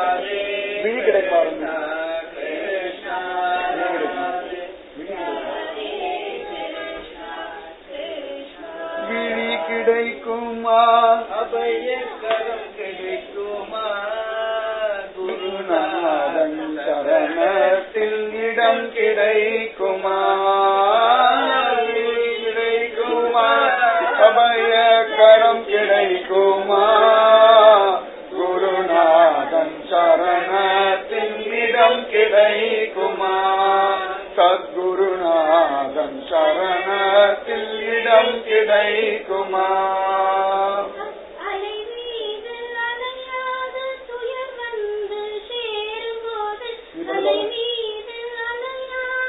துயர் வந்து சேரும் போது அஞ்சாதே எனும் குரலை வழி கேட்குமா நீ அஞ்சாதே எனும் குரலை செவி கேட்குமா நீ அஞ்சாதே எனும் குரலை செவி கேட்குமா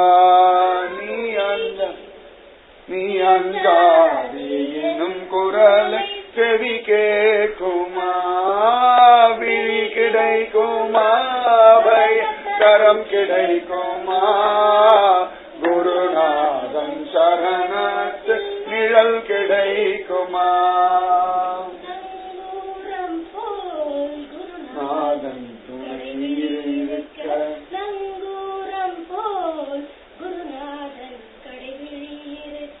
சம்சார துயர் கண்டு மனமஞ்சுமா இந்த சம்சார கண்டு மனம் மஞ்சுமா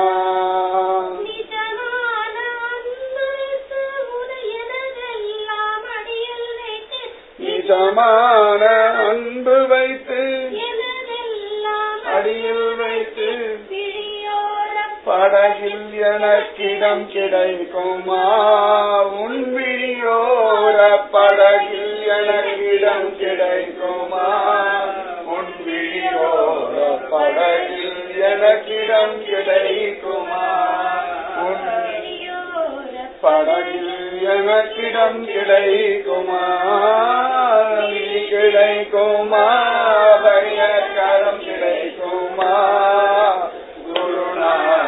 சரணத்தில் இடம் கிடைக்குமா சத்குருநாதன் சரணத்தில் இடம் கிடைக்குமா ஜென்மம் நான் எடுப்பேன் குருவின் அருள் இருந்த கோடி ஜென்மம் நான் எடுப்பேன் குருவின் அருள் இருந்தால்